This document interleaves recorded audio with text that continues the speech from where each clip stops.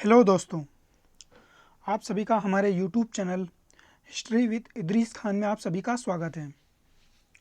दोस्तों, जैसे कि आप सभी को पता है, हमारे यूट्यूब चैनल पर हिस्ट्री के जो मोस्ट इम्पोर्टेंट टॉपिक होते हैं, जिनसे एग्ज़ाम में बार बार क्वेश्चन पूछे जाते हैं, हम उन सभी टॉपिक को बहुत ही आसान भाषा में ट्रिक के माध्यम से ईजी वे में समझाने की कोशिश करते हैं। इसके लिए हमने कई सारे वीडियो हमारे यूट्यूब चैनल पर ऑलरेडी अपलोड कर दिए हैं, जिनको अगर आप देखना चाहते हो तो आप हमारे यूट्यूब चैनल की प्लेलिस्ट में जाकर उन सभी वीडियो को देख सकते हो। और वह वीडियो काफ़ी ज़्यादा इंपॉर्टेंट है। बात करें हम एनटीए यूजीसी नेट एग्ज़ाम की, तो लगभग 30 से ज़्यादा क्वेश्चन जो हाल ही में हमारा एग्ज़ाम हुआ है उस एग्ज़ाम के अंदर देखने को मिले हैं दोनों शिफ्ट में। इसके अलावा UP PCS, MP PSC, other state के जो भी एग्ज़ाम होते हैं उन सभी एग्ज़ामों के अंदर वहाँ से क्वेश्चन देखने को मिल जाते हैं। तो उन वीडियो को जाकर आप ज़रूर देखें। इसके अलावा अगर चैनल पर नए हो तो चैनल को ज़रूर सब्सक्राइब कर ले और बेल आइकन को भी प्रेस कर ले।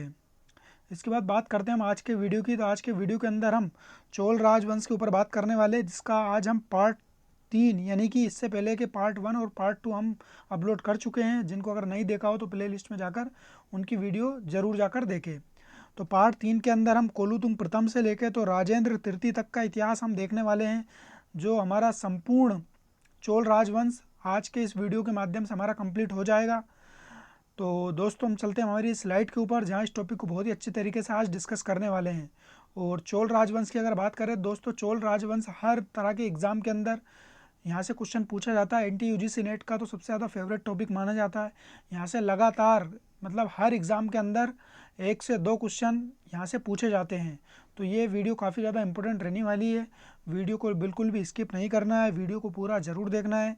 इस टॉपिक से रिलेटेड जो भी डाउट है, जो भी कन्फ्यूजन है आपके, वो सारे कन्फ्यूजन आपके इस वीडियो के माध्यम से आज ख़त्म होने वाले हैं। तो चलते हम स्लाइड के ऊपर। तो दोस्तों, जैसे कि स्लाइड के ऊपर आ चुके हैं, तो आज के इस वीडियो के अंदर हम चोल साम्राज्य का पार्ट 3 डिस्कस करने वाले हैं। तो इससे पहले के पार्ट 1 के अंदर हमने विजयालय से लेके तो राजराज प्रथम तक के शासकों के ऊपर बात की थी। फिर उसके बाद हम पार्ट 2 लेकर आए थे, जिसके अंदर हमने राजेंद्र प्रथम से लेके अधिराजेंद्र तक की बात की थी। फिर आज के वीडियो के अंदर हम कोलुतुंग प्रथम से लेके तो राजेंद्र तृतीय यानी कि जो अंतिम शासक हुए चोल राजवंश का, उसके ऊपर हम बात करने वाले हैं। सबसे पहले हम वंशावलियों की बात कर लेते हैं। वंशावली में अगर देखें तो चोल राजवंश का जो संस्थापक माना जाता है, यानी कि पुनर्संस्थापक माना जाएगा, क्योंकि संगम काल के अंदर भी चोल राजवंश देखने को मिला था। उस संगम काल के चोल राजवंश के जब अंधकार में चला जाता है, कलब्र विद्रोह होता है, तो आप सभी ने पढ़ा होगा थोड़ा बहुत भी उसके बारे में। तो वो विद्रोह के पश्चात संगम काल का जो चोल राजवंश है वो अंधकार में चला जाता है। फिर उसको 9वीं शताब्दी के लगभग इसको 10वीं शताब्दी के लगभग इसको पुनर्स्थापना जो करता है वो विजयालय करता है। तो विजयालय इसका पुनर्संस्थापक माना जाता है। फिर उसके बाद आदित्य प्रथम आता है दोस्तों। तो आदित्य प्रथम के समय आके जो पल्लवों के ये सामंत रहते हैं स्टार्टिंग में, फिर पल्लवों के सामंत वाला जो रहता है इनका सिस्टम, वो पूरा तरीके से ख़त्म करके, और पल्लव राजवंश का जो शासक रहता है, अंतिम शासक अपराजित वर्मन, उसको ये पराजित कर देता है। सिरिपुरम्बियम का युद्ध हमने फर्स्ट पार्ट के अंदर ये पढ़ा था। तो उस युद्ध में इसको पराजित कर अपराजित वर्मन को और सामंत का जो जूड़ा रहता है वो उतार देता है और स्वतंत्र सत्ता की स्थापना कर देता है। फिर उसके बाद दोस्तों परांतक प्रथम आता है। तो परांतक प्रथम कुंडल संगम का युद्ध होता है, जिसमें पांड्य शासक को और सिंगल शासक को पराजित करता है। इसके बाद राष्ट्रकूट शासक को पराजित करता है। फिर उसके बाद राष्ट्रकूट शासक कृष्ण तृतीय इसको वेल्लूर के युद्ध में इसको पराजित कर देते हैं। तो कृष्ण तृतीय के द्वारा जब पराजित कर दिया जाता है तो फिर चोल राजवंश फिर से पुनः अंधकार में चला जाता है। फिर उस समय 3 शासक देखने को मिलते हैं, जिनको हमने बताया था आपको गेप नाम से। तो गंडरादित्य, अरिंजय और परांतक द्वितीय। तो परांतक द्वितीय जो रहता है वो अरिमौली वर्मन यानी कि राजराज प्रथम के पिताजी रहते हैं। तो परांतक द्वितीय आता है। फिर उत्तम चोल आता है। उत्तम चोल के बारे में हमने देखा था, जो प्राचीनतम सिक्के जो प्राप्त होते हैं वो उत्तम चोल के प्राप्त होते हैं। फिर उसके बाद राजराज प्रथम आता है दोस्तों। तो राजराज प्रथम को चोल राजवंश का वास्तविक संस्थापक माना जाता है, क्योंकि चोल राजवंश में जो साम्राज्यवाद की जो नीति का प्रसार किया जाता है वो राजराज प्रथम के द्वारा किया जाता है। ये आपको याद रखना है। राजराज प्रथम के द्वारा किस तरीके से अभियान किया जाता है ये हमने देखा था कि सबसे पहले केरल के ऊपर अभियान किया जाता है। फिर उसके बाद आपके पांड्य के ऊपर अभियान किया जाता है। फिर सिंगल यानी कि सिंगल यानी कि उत्तरी श्रीलंका के ऊपर अभियान किया जाता है। फिर उसके बाद कलिंग के ऊपर अभियान किया जाता है। फिर उसके बाद उत्तरी ये जो पूर्वी गंग होते हैं उनके ऊपर अभियान किया जाता है। फिर उसके बाद जो मालदीव वाला इलाका है उसके ऊपर अभियान किया जाता है। तो इस तरीके से संपूर्ण क्षेत्र में राजराज प्रथम के द्वारा अभियान कर कर अपने जो राज्य रहता है चोल राज, उसको साम्राज्य में ये बदल देता है। फिर उसके बाद इसका पुत्र आता है राजेंद्र प्रथम। तो राजेंद्र प्रथम के बारे में हमने देखा था कि राजेंद्र प्रथम ने अब इतना सारा इलाका तो ये राजराज प्रथम जीत के चला जाता है, मगर कुछ चीज़ें फिर से मतलब कुछ इलाके फिर से स्वतंत्र हो जाते हैं, जैसे कि पांड्य शासक स्वतंत्र हो जाते हैं, कलिंग वाला इलाका स्वतंत्र हो जाता है, तो इनको पुनः जीत लेता है। जीतने के पश्चात जो श्रीलंका वाला इलाका था, जो उत्तरी श्रीलंका के ऊपर आक्रमण करके राजराज प्रथम ने जीता था उत्तरी श्रीलंका वाला इलाका, तो राजेंद्र प्रथम क्या करता है उस पूरे श्रीलंका को जीत लेता है। पूरी श्रीलंका को जीतकर वहाँ के जो शासक थे महेंद्र पंचम, उनको बंदी बनाकर और अपने चोल साम्राज्य में लाकर इनको बंदी बनाकर रखा जाता है, जो 12 वर्ष के बाद इनकी मृत्यु हो जाती है। फिर उसके बाद राजराज प्रथम ने तो पूर्वी इलाके में यानी कि जो हमारा भारत के जो पश्चिमी तट होता है दोस्तों, यानी कि जो मालदीव वाला जो इलाका होता है उसके ऊपर अभियान करता है, मगर जो राजेंद्र प्रथम होता है वो राजेंद्र प्रथम दक्षिण पूर्वी वाला इलाका जो होता है, जहाँ पे सुमात्रा, जावा, मलेशिया, इंडोनेशिया और श्री विजय साम्राज्य इंडोनेशिया वाला, तो इन सभी के ऊपर आक्रमण कर कर कडारम वगैरह इन सभी के ऊपर आक्रमण कर कर इनको अपने साम्राज्य में मिला लेता है। और यहाँ के जो व्यापार वाणिज्य वाला जो क्षेत्र है, व्यापार वाणिज्य का जो सिस्टम चल रहा था उसके ऊपर अधिकार कर लेता है। और इसी के समय जो झील रहती है बंगाल की खाड़ी वाली झील, उसको चोलों की झील मान लिया जाता है। मतलब यहाँ पे इतना ज़्यादा आवागमन और इतना ज़्यादा व्यापार वगैरह ये सारी चीज़ें चलती है, तो इस वजह से इस झील को चोलों की झील कहा जाने लगा है। और यही बंगाल के ऊपर आक्रमण करके महिपाल प्रथम को पराजित करता है और गंगा घाटी का अभियान करता है राजेंद्र प्रथम, तो ये हमने देखा था। फिर उसके बाद राजेंद्र प्रथम के बाद दोस्तों राजा धीराज प्रथम आता है। तो राजा धीराज प्रथम के बारे में हमने देखा था कि इसने अश्वमेध यज्ञ किया था और इसने भी श्रीलंका के ऊपर आक्रमण किया था, और इसका एक अभिलेख है मणिमंगलम अभिलेख, वो हमने देखा था। और इसकी मृत्यु आपको पता होना चाहिए, सोमेश्वर से लड़ते हुए इसकी मृत्यु युद्ध क्षेत्र में हो जाती है, यानी कि हाथी की पीठ पर बैठे हुए मृत्यु जिसको प्राप्त होती है। इस तरीके का हमने स्टेटमेंट इसके बारे में देखा था। फिर इसके बाद दोस्तों ये अपने पुत्र को युवराज घोषित ना कर अपने भाई, यानी कि अपने भाई होता है दोस्तों, इसका भाई होता है राजेंद्र द्वितीय, उसको ये युवराज घोषित करता है। युवराज द्वितीय के बारे में हमने देखा था दोस्तों, तो युवराज द्वितीय जो था इसने युद्ध क्षेत्र में ही अपना राज्याभिषेक करवाया था, ये आपको याद रखना है दोस्तों। तो युद्ध क्षेत्र में राज्याभिषेक करवाने वाला शासक कौन था? राजेंद्र द्वितीय था। फिर राजेंद्र द्वितीय के बाद दोस्तों हमने देखा था वीर राजेंद्र आया था। तो वीर राजेंद्र ने कडारम पर अधिकार करके और श्री विजय साम्राज्य के ऊपर भी आक्रमण करके श्री विजय साम्राज्य के द्वारा अपने पैरों की पूजा करवाई थी और कडारम के अंदर इसने आग लगा दी थी, यह हमने देखा था। और राष्ट्रकूट और इसने सोमेश्वर को इसने पराजित किया था, सोमेश्वर को पराजित किया था, ये हमने देखा था। कोप्पम के युद्ध में इसने सोमेश्वर को पराजित किया था, ये हमने देखा था। और सोमेश्वर इससे पराजित होने के पश्चात तुंगभद्रा नदी में जाकर ये आत्महत्या कर लेता है सोमेश्वर। फिर उसके बाद दोस्तों अधिराजेंद्र आता है। इसके बाद अधिराजेंद्र आता है और अधिराजेंद्र के समय एक पब्लिक विद्रोह यानी कि जनता के द्वारा विद्रोह होता है, और बताया जाता है कि ये विद्रोह जो वेंगी राजकुमार होता है, वेंगी राजकुमार कौन था इसके बारे में हमने आपको विस्तार से समझाया था, किस तरीके से राजराज प्रथम अपनी पुत्री का विवाह करता है। फिर उस पुत्री के पुत्र से जो राजराज रहता है, राजकुमार वेंगी चालुक्य का राजकुमार रहता है राजराज, उस राजराज नरेंद्र से राजेंद्र प्रथम अपनी पुत्री यानी कि अमंगा देवी का विवाह कर देता है। फिर अमंगा देवी का विवाह करता है तो अमंगा देवी का पुत्र होता है राजेंद्र। तो वही राजेंद्र कोलुतुंग प्रथम के नाम से पहले तो राजेंद्र आता है और राजेंद्र आकर विद्रोह करवा देता है पब्लिक में, और वो विद्रोह इतना खतरनाक और इतना खतरनाक रहता है, वो विद्रोह में अधिराजेंद्र की हत्या हो जाती है। जो अंतिम विजयले वंश का जो शासक रहता है अधिराजेंद्र, उसकी हत्या करवा देता है। और उसकी हत्या करवाने के पश्चात सभी चोल राजवंश में कोई भी मतलब फिर उत्तराधिकारी नहीं रहता है, तो फिर वो शासक बन जाता है। कौन शासक बन जाता है? जो वेंगी राजकुमार था, जो राजेंद्र प्रथम का नवासा रहता है, तो वो राजेंद्र प्रथम के नाम से तो नहीं, फिर वो अपना नाम कोलुतुंग प्रथम के नाम से ये सत्ता स्थापित करता है। तो आज के वीडियो के अंदर हम कोलुतुंग प्रथम से पढ़ने वाले हैं। तो कोलुतुंग प्रथम को आज हम पढ़ेंगे, फिर विक्रम चोल को पढ़ेंगे, फिर कोलुतुंग द्वितीय को पढ़ेंगे, फिर राजराज द्वितीय को पढ़ेंगे, फिर राजा धीराज द्वितीय को पढ़ेंगे, कोलुतुंग तृतीय, राजराज तृतीय और राजेंद्र तृतीय। तो वैसे तो यहाँ से ज़्यादा क्वेश्चन देखने को मिलते नहीं है दोस्तों। सबसे ज़्यादा क्वेश्चन अगर देखा जाएगा तो आपको राजराज प्रथम से देखने को मिलता है, फिर राजेंद्र प्रथम से मिलता है, फिर आपका कोलुतुंग प्रथम से मिलता है। तो आज के इस वीडियो के अंदर आपको कोलुतुंग प्रथम वाला जो शासक है यही सबसे ज़्यादा इंपॉर्टेंट है और इसके ऊपर ही हम देखेंगे। बाकी हम पढ़ेंगे सभी शासकों को, मगर सबसे ज़्यादा जो इंपॉर्टेंट माना जाता है वो कोलुतुंग प्रथम को माना जाता है। तो ये सारी चीज़ें आपको समझ में आ गई होगी किस तरीके से हमने वंशावली के ऊपर डिस्कस किया है। और अब हम शुरू करते हैं कोलुतुंग प्रथम से हमारी क्लास। तो सबसे पहले बात कर लेते हैं हम कोलुतुंग प्रथम। कोलुतुंग प्रथम कौन था, तो आपको ये पूरी तरीके से हमने समझा ही दिया है किस तरीके से वेंगी का राजकुमार रहता है और वेंगी का राजकुमार चोल साम्राज्य में आकर किस तरीके से विद्रोह भड़काता है और अधिराजेंद्र की हत्या करवाकर स्वयं जो है शासक बन जाता है।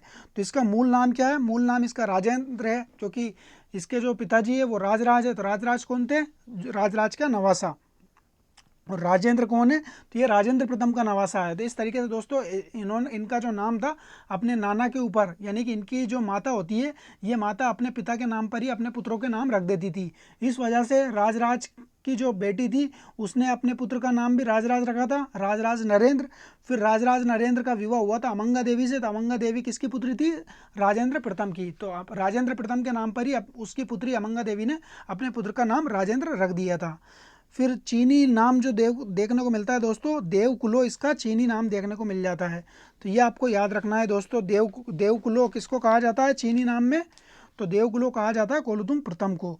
इसकी उपाधि की अगर बात करें दोस्तों तो इसकी मोस्ट इंपॉर्टेंट उपाधि से क्वेश्चन पूछा जाता है।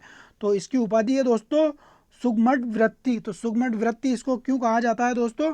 क्योंकि इसके द्वारा कई सारे करों को हटाया जाता है। तो करों को हटाने वाला या इस तरीके से दोस्तों सुगमट व्रत के नाम से या किसी भी तरीके से आपसे क्वेश्चन पूछ लिया जाएगा। तो सुगमट व्रत जो इसकी उपाधि है इसका अर्थ होता है अनेक करों को हटाने वाला। फिर उसके अलावा दोस्तों इसकी उपाधि एक विष्णुवर्धन भी देखने को मिलती है। और विष्णुवर्धन के अलावा इसकी जयधर भी उपाधि देखने को मिलती है। कुलशेखर पांडे भी देखने को मिलती है। अभय नाम की एक उपाधि देखने को मिल जाती है। और अगर इसके मुद्राओं की बात करें, इसके सिक्कों के ऊपर जो इसकी उपाधि थी, तो इसके सिक्के के ऊपर जो इसकी उपाधि थी दोस्तों कटे कोण चोलन और मने कोण चोलम। तो ये दोनों उपाधि देखने को मिलती है दोस्तों। तो कटई कोण चोलन और मलेन कोण चोलम, ये दोनों उपाधि इसके स्वर्ण सिक्के के ऊपर देखने को मिलती है। इसकी खास बात क्या है? तो खास बात ये वेंगी चालुक्य राजवंश का राजकुमार था। इस वजह से इसकी ये स्पेशल बात मानी जाएगी, क्योंकि ये चोल राजवंश का शासक नहीं था, ये वेंगी का राजकुमार था। यानी कि इसके जो मूल शाखा थी ये वेंगी का राजकुमार था। और चोल राजवंश में आकर इसने सत्ता हथिया ली, मतलब इस तरीके से विद्रोह करवा के अधिराजेंद्र की मृत्यु करवा के और अपने हाथ में सत्ता इसने ले ली। और इसके दरबार के अंदर सबसे मोस्ट इंपॉर्टेंट बात है, क्योंकि लिटरेचर से भी क्वेश्चन पूछ लिया जाता है, तो इसके दरबार के अंदर कलिंगत पुरणी के जो लेखक है जय गोंडा मिलते हैं। तो कलिंगत पुरणी जो इसकी लेखक है दोस्तों, जो ये पुस्तक लिखी है कलिंगत पुरणी, तो ये कलिंग के ऊपर जब अभियान किया जाता है कोलुतुंग प्रथम के द्वारा, तो उस अभियान के बारे में जानकारी इस पुस्तक के अंदर मिलती है। यह आपको याद रखना है दोस्तों। तो किस पुस्तक के अंदर मिलती है? तो कलिंगत पुरणी के अंदर, इस पुस्तक की जानकारी के अंदर जो है कलिंग अभियान के बारे में जानकारी मिलती है। देख लेते हैं आप किस तरीके से इसके अभियान किए जाते हैं। तो अभियानों की अगर हम बात करें किस तरीके से राजराज प्रथम ने अभियान किया था, जिस तरीके से राजेंद्र प्रथम ने अभियान किया था, उसी तरीके से कोलुतुंग प्रथम भी काफ़ी ज़्यादा साम्राज्यवादी नीति का अनुसरण करता है और कई सारी जगहों पे ये अभियान करता है। कुछ अभियान तो इसके उन्हीं के सिमिलर रहते हैं, जिस तरीके से सिंगल अभियान, कलिंग अभियान, तो ये सारे अभियान लगभग सबके सेम रहते हैं। तो इसने भी श्रीलंका के राजा के साथ, मतलब इसने अभियान नहीं किया दोस्तों, इससे पहले के जो शासक थे सभी शासकों ने श्रीलंका के साथ अभियान कर उनको युद्ध में पराजित किया और किसी भी तरीके से उसको मतलब पराजित करना, उसके ऊपर कब्जा करना, इस तरीके की चीज़ें सभी शासकों ने की है। मगर कोलुतुंग प्रथम एकमात्र ऐसा शासक था चोल राजवंश का, उसने श्रीलंका के शासक जो था विजय बाहु, तो विजय बाहु के साथ इसने वैवाहिक संबंध स्थापित किए। तो वैवाहिक संबंध स्थापित किस तरीके से किए? इसने अपनी पुत्री का, यानी कि कोलुतुंग प्रथम जो शासक था उसने अपनी पुत्री का विवाह, पुत्री का नाम क्या था दोस्तों? सुत्ता मलियार नाम की एक पुत्री थी इसकी, उसका विवाह इसके साथ करवा दिया जाता है। तो ये बात आपको याद रखना है दोस्तों। तो सुत्ता मलियार नाम की एक पुत्री का विवाह किसके साथ करवा दिया जाता है? विजय बाहु के साथ करवा दिया जाता है और इन दोनों के बीच में मैत्री संबंध स्थापित हो जाता है। तो यहाँ पे अभियान नहीं किया जाता है कलिंग के उसके ऊपर, श्रीलंका के ऊपर, ये अपने पुत्री का विवाह करके विजय बाहु के साथ मैत्री संबंध स्थापित कर लेता है। फिर इसके बाद इसका दूसरा अभियान कलिंग के ऊपर होता है दोस्तों। तो कलिंग के ऊपर इसके 2 आक्रमण होते हैं और इसके आक्रमण होने के 2 रीज़न रहते, मतलब आक्रमण होने का रीज़न ये रहता है कि कलिंग का जो शासक रहता है वो चोल राजवंश का ही एक शासक रहता है, वीर चोल। हमने बात की थी वीर चोल, जिसने उसको हराया था सोमेश्वर को। इसके अलावा उसने कडारम के ऊपर जो है आग लगा के वहाँ पे विजय प्राप्त की थी और श्री विजय साम्राज्य के जो शासक थे उससे अपने पैरों की पूजा करवाई थी। तो ये सारी चीज़ें विजय विजय वीर जो शासक था वहाँ का वीर राजेंद्र, उसके बारे में हमने बात की थी। तो जो वीर राजेंद्र था इसी का नाती यानी कि इसकी पुत्री थी राज सुंदरी। तो उस राज सुंदरी का पुत्र था अनंत वर्मन चोड़गंग। तो अनंत वर्मन चोड़गंग जो था ये वीर राजेंद्र का नाती था, तो ये यहाँ का शासक था। तो ये शासक क्या करता है दोस्तों, ये यहाँ से कर वगैरह जो शुरू से देता रहता है, जैसे कि वीर राजेंद्र के बाद अधि राजेंद्र रहता है तो उसको भी कर पहुँचाता है। मगर अधि राजेंद्र की मृत्यु के पश्चात जैसे ही कोलुतुंग प्रथम शासक बनता है तो कोलुतुंग प्रथम को ये कर देना बंद कर देता है। तो कर देना बंद करता है, उसी की वजह से कोलुतुंग प्रथम कलिंग के ऊपर आक्रमण कर देता है। तो कलिंग के ऊपर आक्रमण करने का रीज़न यही रहता है। तो यहाँ पे 2 बार आक्रमण किया जाता है और प्रथम आक्रमण राजकुमार विक्रम चोल यानी कि जो इसका पुत्र होता है उसके द्वारा ये आक्रमण करवाया जाता है। दूसरा आक्रमण इसका सेनापति होता है। सेनापति का नाम होता है दोस्तों करुणाकर तोंडेमान। तो करुणाकर तोंडेमान के द्वारा ये अभियान करवाया जाता है। तो 2 अभियान किसके द्वारा करवाए जा रहे हैं, एक तो विक्रम चोल जो इसका राजकुमार है और दूसरा इसका सेनापति के द्वारा। तो ये चीज़ आपकी क्लियर हो गई होगी। इसके समय केरल कलिंग मैसूर पांडे में विद्रोह हुआ। तो दोस्तों यहाँ पे अभियान नहीं हुआ इस बार, यहाँ पे अब विद्रोह कर दिया। मतलब यहाँ पे चोल राजवंश का शासन था पहले से। जैसे राजराज प्रथम के बारे में देखा था हमने, राजराज प्रथम ने भी ये जो केरल वाला इलाका है, इसके अलावा पांडे वाला इलाका है, तो इन इलाकों के ऊपर आक्रमण किया था इन्होंने और अपने क्षेत्र में मिला लिया था। फिर उसके बाद हमने राजेंद्र प्रथम के समय देखा था कि केरल और पांडे वाले इलाकों को मिलाकर एक कर दिया और मदुरै को यहाँ का जो मुख्यालय था मदुरै को बना दिया था। तो मगर होता क्या है दोस्तों, जब चोल शासक की सत्ता परिवर्तन हो जाता है और यहाँ पे एक वेंगी राजकुमार आके बैठ जाता है तो यहाँ के जो प्रांतीय लोग होते हैं, प्रांतीय कर्मचारी जो होते हैं इनके, वो गवर्नर वगैरह वो यहाँ पे विद्रोह कर देते थे। यहाँ पे ये विद्रोह को दबाया जाता है।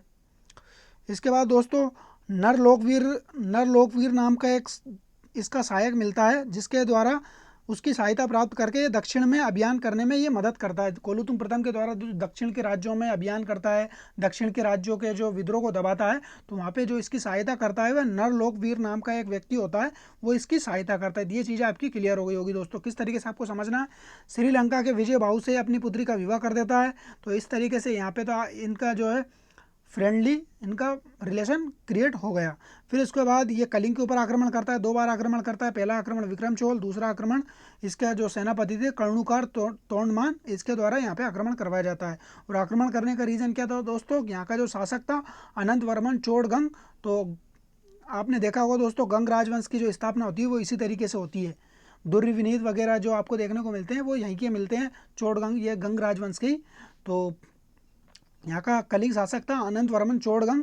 तो ये जो शासक था वीर राजेंद्र का नाती होता है, मतलब नवासा होता है, इसकी पुत्री होती है, उस पुत्री का पुत्र होता है ये राज सुंदरी, इसकी पुत्री का नाम मिलता है। तो उसका पुत्र होता है, तो ये कर देना बंद कर देता है। इस वजह से यहाँ पे आक्रमण किया जाता है और कलिंग केरल वगैरह पांडे वगैरह मैसूर इन सब में विद्रोह होता है, तो विद्रोह को दबाया जाता है और नर लोकवीर कर की सहायता से दक्षिण में अभियान होता है। ये चीज़ें आपकी क्लियर हो गई होगी। अब इसकी उपलब्धियों की बात कर लेते हैं दोस्तों। जिस तरीके से हमने राजराज प्रथम की उपलब्धियों के ऊपर बात की थी, फिर राजेंद्र प्रथम के ऊपर उपलब्धियों की बात की थी, फिर हम कोलोतुंग प्रथम के ऊपर बात कर लेते हैं उपलब्धियाँ, क्योंकि पूरे संपूर्ण चोल राजवंश के अंदर अगर क्वेश्चन पूछे जाने के सबसे ज़्यादा चांसेस बनते हैं तो इन तीनों से बनते हैं। बाकी मतलब इक्का दुक्का क्वेश्चन और किसी शासक से बन जाता है, हमारे मोस्टली जो क्वेश्चन बनते हैं वो इन्हीं तीनों शासक से बनते हैं। तो इसकी उपलब्धि की अगर बात करें दोस्तों, तो इसकी प्रथम उपलब्धि थी कि इसने दो बार भूमि माप यानी कि भूमि का सर्वेक्षण करवाया था। तो हमने इससे पहले किस शासक के बारे में देखा था दोस्तों, किसने भूमि सर्वेक्षण करवाया था, तो राजराज प्रथम ने जो है भूमि सर्वेक्षण करवाया था सबसे पहले चोल राजवंश के अंदर। तो उसने भूमि सर्वेक्षण करवाकर और नई तरीके से कर प्रणाली यानी कि कर पद्धति को अपनाकर कर को लागू किया था। तो इस वजह से उसने भूमि सर्वेक्षण करवाया था। मगर कोलुतुंग प्रथम क्या करता है, उससे नेक्स्ट लेवल का इंसान रहता है ये। तो राजराज प्रथम ने तो एक बार भूमि सर्वेक्षण करवाया, मगर ये 2 बार भूमि सर्वेक्षण करवाता है। तो आपसे क्वेश्चन पूछ लिया जाएगा, चोल राजवंश के अंदर कौन सा शासक था जिसने 2 बार भूमि सर्वेक्षण करवाया, तो कोलुतुंग प्रथम है। इसके बाद दोस्तों इसने भी वही काम किया जो राजराज प्रथम ने और राजेंद्र प्रथम ने किया। तो इसने भी नेक्स्ट लेवल पे काम किया, जैसे कि मतलब राजराज प्रथम ने एक बार किया तो इसने 2 बार कर दिया। अब राजराज प्रथम ने भी चीन में दूध पहुंचाया, तो इसने क्या किया, इसने दूध मंडल पहुंचाया पूरा। उसने एक दूध पहुंचाया तो यहाँ पे तो पूरा मंडल यानी कि व्यापारियों का दल पहुंचाया जाता है। कब पहुंचाया जाता है दोस्तों, 1077 में 72 व्यापारियों का। तो किस तरीके से याद रखना है दोस्तों, 77 में 72 लोग, 77 में 72, इस तरीके से आपको याद रखना है दोस्तों। तो 72 लोगों को चीन पहुंचाया जाता है, व्यापारिक मंडल रहता है, पूरा व्यापारिक दूत रहता है। और इनके साथ मतलब कुछ सामान वगैरह भी पहुंचाया जाता है। ये जो दूत मंडल जाता है ये अपने साथ कांच लेके जाते हैं, लौंग लेके जाते हैं, गेंडे के सींग, हाथी दांत, दूध, गुलाब जल आदि बहुत सारी चीज़ों को ये लेकर जाते हैं। और बौद्ध विहार यानी कि जो चीन के जो बौद्ध विहार होते हैं वहाँ पे 6 लाख स्वर्ण मुद्राएं जाकर दान में देते हैं। तो ये किस मतलब जो चीन का जो शासक था उसको इम्प्रेस करने के लिए दूध मंडल पहुंचाया जाता है। इसके बाद दोस्तों चिदम्बरम का जो मंदिर है तथा श्रीरंगम की समाधि का आकार मतलब एक तो चिदम्बरम का मंदिर है उसका आकार वर्धन करवाया, और श्रीरंगम की जो समाधि थी उसका भी आकार वर्धन करवाया इसने। इसके अलावा दोस्तों कई राज्यों एवं देशों में राजनयिक संबंध स्थापित कर समुद्र यात्राएं की। तो राजनयिक संबंध किस तरीके से इसने इस्टेब्लिश किए वो देख लेते हैं दोस्तों। तो इसने श्री विजय के ऊपर श्री विजय भी इसने यात्रा की। इसके अलावा श्री विजय जो इसके साम्राज्य का हिस्सा था उस श्री विजय में जाकर यहाँ पे व्यवस्था वगैरह देखी। इसके अलावा दोस्तों दूध मंडल यहाँ पे पहुँचाया। इसके अलावा बर्मा की यात्रा की, तो बर्मा के जो शासक थे, बर्मा के शासक की पुत्री से इसने विवाह किया। इसके अलावा खमेर राज्य के अंदर भी गया, कम्बुज वाला इलाका, और वहाँ के शासक से इसने भेंट की। और इसके साथ ही इसका जो संबंध था, राजनीतिक संबंध आपको देखने को मिल रहा है गोविंद चंद घेड़वाल यानी घेड़वाल वंश के जो शासक थे गोविंद चंद घेड़वाल, उसके साथ भी इसके राजनयिक संबंध देखने को मिलते हैं। तो राजनयिक संबंध क्यों, क्योंकि यहाँ पे जो सूर्य पूजा होती थी कोलुतुंग प्रथम के समय, तो उस सूर्य पूजा में ये इन्वाइट किया जाता था और ये वहाँ पे आके पार्टिसिपेट करते थे। तो चोल राज में ये कोलुतुंग प्रथम के दरबार में यानी कोलुतुंग प्रथम के समय जो सूर्य पूजा होती थी उसमें गोविंद चंद घेड़वाल को बुलाया जाता था, और गोविंद चंद घेड़वाल यहाँ पे सूर्य पूजा में पार्टिसिपेट करते थे। इसके बाद दोस्तों अब इसका जो शासन था इसका शासन समाप्त हो जाता है। शासन समाप्त होने के बाद इसका उत्तराधिकारी रहता है विक्रम चोल, फिर कोलुतुंग द्वितीय, फिर राजराज द्वितीय। इस तरीके से इसके उत्तराधिकारी शासक बनते हैं। तो इनको देख लेते हैं विक्रम चोल वगैरह इन लोगों को। तो विक्रम चोल इसका शासक बनता है दोस्तों। इसके पश्चात तो इसकी उपाधि रहती है त्याग समुद्र। अब जितने भी जो भी शासक है काफ़ी ज़्यादा इंपॉर्टेंट शासक नहीं है, इनके बारे में बस एक एक दो फैक्ट आपको याद रखना है। अगर इनके नाम भी अगर आपने याद रख लिया तो भी काफ़ी है, बस एक फैक्ट और एक नाम इस तरीके से आपको याद रखना है। ज़्यादा चीज़ें आपके बारे में इनके बारे में याद नहीं रखना है। तो इसके बारे में क्या आपको इंपॉर्टेंट चीज़ है दोस्तों इसके बारे में विशेष, तो इसने 1121 का एक लेख मिलता है जिसके अनुसार तिरुवंतरु यानी कि तंजौर में चिकित्सा विद्यालय का उल्लेख मिलता है। मतलब इसके समय एक चिकित्सा विद्यालय बनवाया गया था, उसके बारे में जानकारी मिलती है। और इसकी एक उपाधि मिलती है दोस्तों, अकलंक उपाधि इसकी मिलती है, और त्याग समुद्र इसकी उपाधि मिलती है। दोनों चीज़ें इसके बारे में ज़्यादा इंपॉर्टेंट मानी जाती है। और विक्रम चोल के बारे में अगर हम बात करें दोस्तों, तो विक्रम चोल जो था वैष्णव धर्म का अनुयायी था, यह आपको याद रखना है। और रामानुज जो वैष्णव संत थे वो चोल देश में पुनः वापस आए थे। यानी कि दोस्तों रामानुज जो चोल देश छोड़ के चले गए थे कोलुतुंग प्रथम के समय, तो वो वापस से इसी के समय आ जाते हैं विक्रम चोल के समय। ये आपको याद रखना है दोस्तों।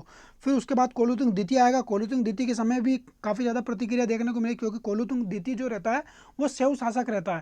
तो वो क्या करेगा दोस्तों, गोविंद राज की प्रतिमा उखाड़ के फेंक देगा, तो वो हम देखेंगे। और इसमें जो ये विद्यालय था दोस्तों, विक्रम चोल के समय जो विद्यालय बना था तंजौर के अंदर, यहाँ पे आपको चरक संहिता और अष्टांग हृदय ग्रंथों का अध्यापन करवाया जाता था। ये आपको याद रखना है, मोस्ट इंपॉर्टेंट है। ये क्वेश्चन आपसे एग्जाम के अंदर पूछ लिया गया है कि तंजौर के अंदर जो चिकित्सा विद्यालय था उसके अंदर चरक संहिता और अष्टांग हृदय जैसे ग्रंथों का अध्यापन करवाया जाता था, जिसकी स्थापना या जो किसके समय स्थापित हुआ था, तो विक्रम चोल के समय स्थापित हुआ। ये आपको याद रखना है। इसके बाद बात कर लेते हैं दोस्तों अगला शासक कोलुतुंग द्वितीय। तो कोलुतुंग द्वितीय जो था कट्टर शैव शासक था। कोलुतुंग प्रथम भी शैव शासक था, मगर कोलुतुंग द्वितीय जो था ये नेक्स्ट लेवल का था दोस्तों। तो इसके समय वैष्णवों के खिलाफ जो है काफ़ी ज़्यादा अत्याचार किया जाता है और वैष्णवों के मंदिरों के ऊपर भी आक्रमण किया जाता है, वो हम देखते हैं। इसकी उपाधि है दोस्तों अनपाई चोल नाम से इसकी उपाधि देखने को मिलती है। और पेरी पुराणम के जो लेखक है दोस्तों, इसके समय पेरी पुराणम के लेखक आप सभी को पता होना चाहिए सेक्किलार। जो हमने फर्स्ट वाला जो पार्ट था उसके अंदर हमने लिटरेचर वाले पार्ट में बताया था कि पेरी पुराणम के लेखक जो है सेक्किलार है, तो इनको संरक्षण दिया था। तो पेरी पुराणम जो है ये रचना आपके शैव धर्म से संबंधित मानी जाती है। शैव मत जो जैसे कि नैनार और आपको देखने को मिलता है दोस्तों।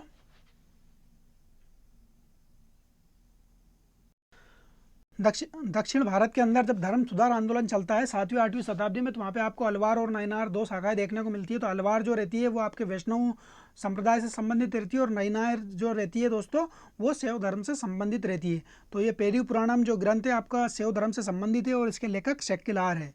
इसके बाद दोस्तों इसके काल में जो सबसे ज़्यादा इंपॉर्टेंट जो क्वेश्चन पूछा जाता है, इन्होंने क्या किया था दोस्तों, चिदम्बरम का जो मंदिर था उसका निर्माण को पूरा करवाया और मंदिर से गोविंद राज की जो विष्णु की मूर्ति थी उसको समुद्र के अंदर फेंक दिया जाता है दोस्तों। इसके द्वारा क्या किया जाता है, गोविंद राज की विष्णु की मूर्ति जो लगी हुई रहती है चिदम्बरम मंदिर के अंदर, तो ये शैव कट्टर शैव था। तो इसने देखा कि वैष्णव धर्म की मूर्ति लगी हुई है, तो वैष्णव मत को तो ये मानता नहीं था, तो वैष्णव मत को नहीं मानता था, तो इसने गोविंद राज की मूर्ति को उठा के समुद्र के अंदर फेंक दी।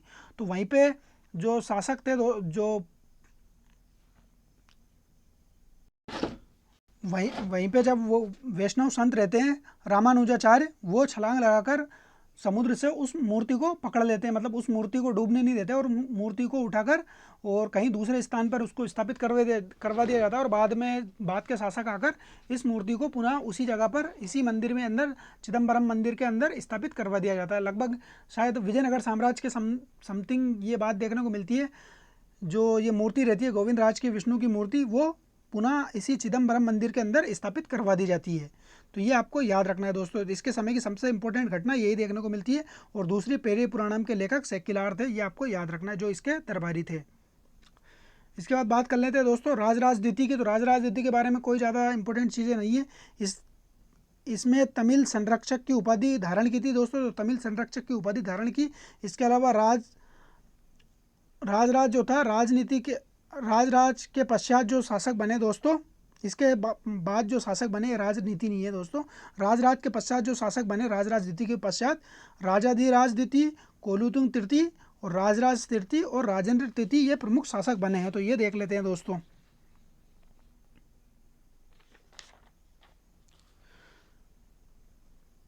अब कोलुतुंग तृतीय की बारी आ रही है दोस्तों। तो कोलुतुंग प्रथम को हमने पढ़ लिया, कोलुतुंग द्वितीय को देख लिया, अब कोलुतुंग तृतीय को देख लेते हैं। तो कोलुतुंग तृतीय के बारे में क्या इंपॉर्टेंट है, इसकी उपाधि है दोस्तों चोल पांडे। तो ये थोड़ा इंपॉर्टेंट माना जाता है।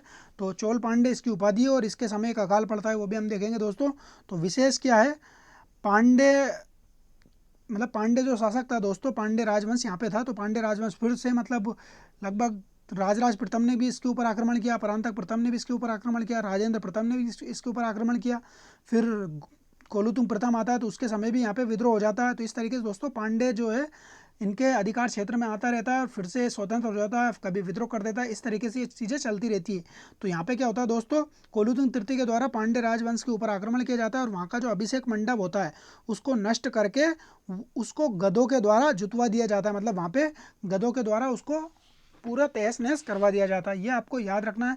और कोलुतुंग तृतीय और क्या करता है दोस्तों, चोल साम्राज्य को एक जो है इसके समय भयंकर अकाल पड़ता है और इतना खतरनाक अकाल पड़ता है कि वहाँ की जो जनता रहती है वो इतना ज़्यादा व्यापक अकाल पड़ता है कि चोल देश के जो लोग रहते हैं, वहाँ पे जो पब्लिक रहती है, वो अपनी पुत्रियों के साथ मठों और मंदिरों में दासों के रूप में बेचने लगते हैं। मतलब अपने पुत्र अपने बच्चों को मठों में और कहीं भी मतलब पब्लिकली या कहीं भी बाजारों में जाके दास के रूप में अपने बच्चों को बेचने लगते हैं। मतलब इतना ज़्यादा खतरनाक जो है अकाल इसके समय देखने को मिलता है। और एक अभिलेख मिलता है दोस्तों, अभिलेख के अनुसार अकाल इतना व्यापक था कि चोल देश के लोग स्वयं को अपने पुत्रियों के साथ मठों और मंदिरों में दासों के रूप में बेचने लगे थे। ये आपको याद रखना है।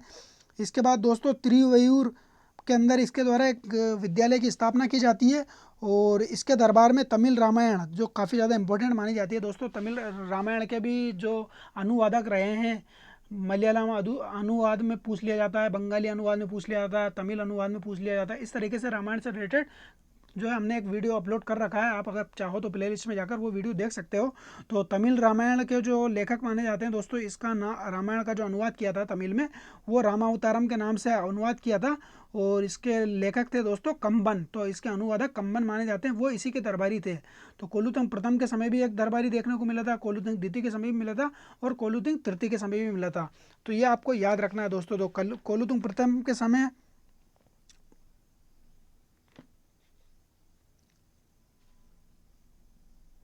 कोलुतुंग प्रथम के समय की अगर बात करें तो कोलुतुंग प्रथम के दरबारी थे दोस्तों जय गोंडार नाम के जो शासक थे, जय गोंडार नाम के जो लेखक थे, वो कोलुतुंग प्रथम के समय थे। फिर उसके बाद सेक्किलार की बात करें दोस्तों, तो सेक्किलार आपके कोलुतुंग द्वितीय के समय थे। और कोलुतुंग तृतीय के समय की अगर बात करें दोस्तों, तो कम्बन जो थे कोलुतुंग तृतीय के समय थे। तो ये तीनों को आपको याद रखना, मतलब कोलुतुंग के समय हमेशा कोई ना कोई दरबारी रहा है।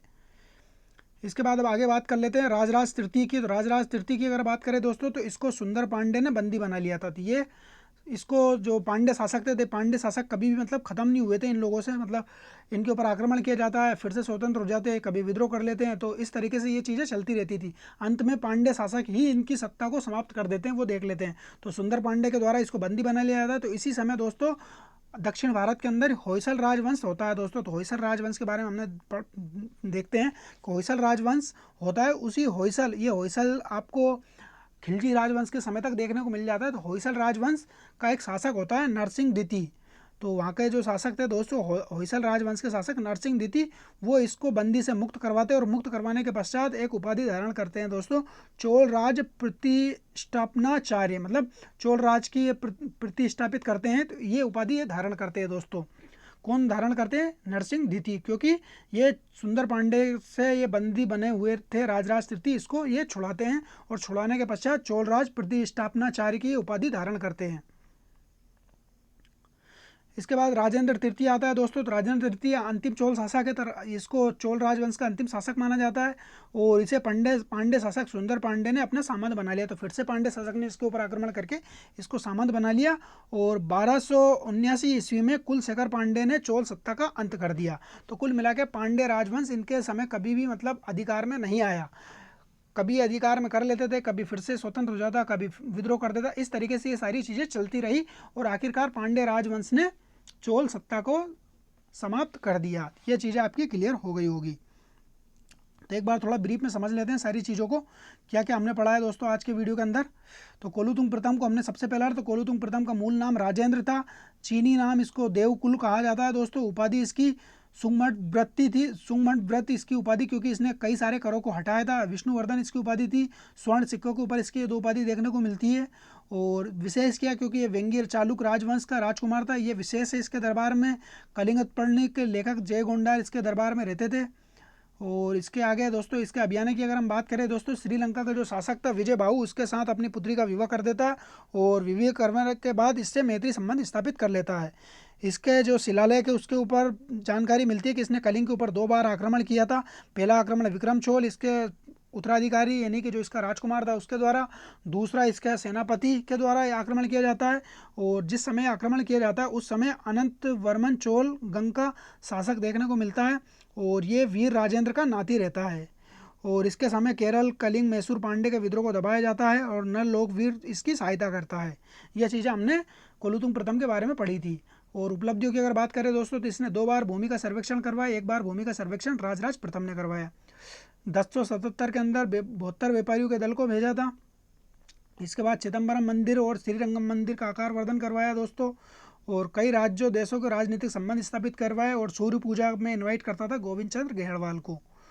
इसके बाद दोस्तों इसके पश्चात विक्रम चोल, कुलुतुंग द्वितीय और राजराज द्वितीय शासक बनते हैं। देख लेते हैं। विक्रम चोल की बात की थी दोस्तों, तो ये इसकी उपाधि त्याग समुद्र थी। और इसने एक तंजौर के अंदर चिकित्सा विद्यालय बनवाया था, जहाँ पे आपको चरक संहिता और अष्टांग हृदय इन दोनों की जो है अध्यापन करवाया जाता था दोस्तों। तो आपको कमेंट्स करके ये बताना है चरक संहिता और अष्टांग हृदय इन दोनों के लेखक कौन थे, ये आपको कमेंट्स करके बताना है दोस्तों। अगर वीडियो पसंद आ रहा है तो वीडियो को लाइक करें, ज़्यादा से ज़्यादा शेयर करें। और चरक संहिता और अष्टांग हृदय किसकी रचनाएं हैं ये आपको कमेंट्स करके बताना है। कमेंट्स सभी लोगों को करना है दोस्तों। इसके बाद कोलुतुंग द्वितीय की बात करते हैं दोस्तों। तो इसकी उपाधि थी अनापय चोल इसकी उपाधि थी, और पेरी पुराणम के जो लेखक थे शेक्किलार इसके दरबारी थे, और इसने चिदम्बरम के मंदिर की जो मूर्ति थी, गोविंद राज की मूर्ति, उसको समुद्र के अंदर फेंक दिया था। ये इसके बारे में पूछा जाता है एग्जाम के अंदर। राजराज द्वितीय आता है दोस्तों, तो इसको तमिल संराचक की उपाधि देखने को मिलती है, और इसके बारे में कोई ज़्यादा खास जानकारी नहीं मिलती। फिर उसके बाद कोलुतिंग तृतीय आता है, तो कोलुतिंग तृतीय की उपाधि दोस्तों चोल पांडे थी, और पांडे अभिषेक जो राज्य अभिषेक का जो मंडप था उसको गधों से जुतवा दिया इसने। और चोल साम्राज्य में इसके समय अकाल पड़ता है, और अपने पुत्रियों को जो है मठों को दासों को यहाँ पे दास के रूप में बेचा जाता है, इतना खतरनाक इसके समय अकाल पड़ता है। और तिरुवयूर के अंदर एक विद्यालय की स्थापना करता है दोस्तों, ये काफ़ी ज़्यादा इंपॉर्टेंट है। और इसके अलावा और क्या इंपॉर्टेंट है, इसके समय कई सारे ब्राह्मणों को भोजन करवाया जाता है, इसके बारे में उल्लेख मिलता है दोस्तों।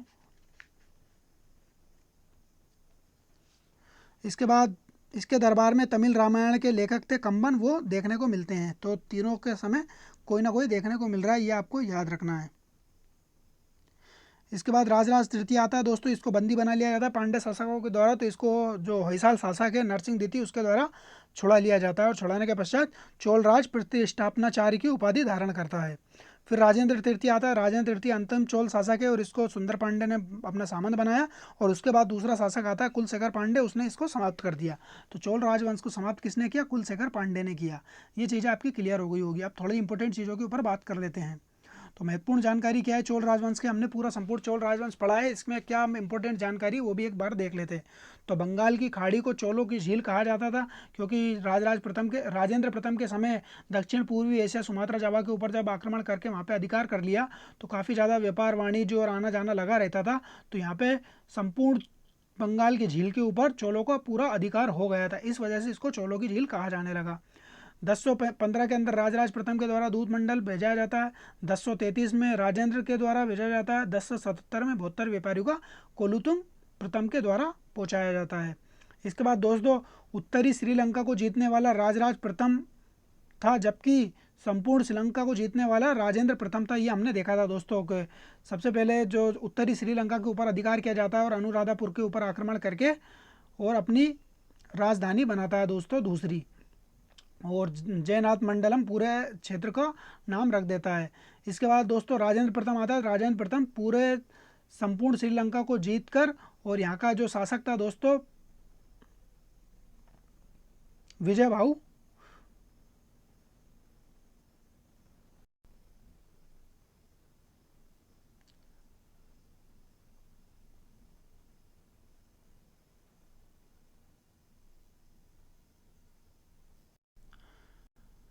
तो चोल राजाओं के शासनकाल में तमिल साहित्य का स्वर्ण काल माना जाता है, और परांतक प्रथम और राजराज प्रथम तुलाभार और हिरण्यगर्भ यज्ञ किया, ये हमने देख लिया दोस्तों।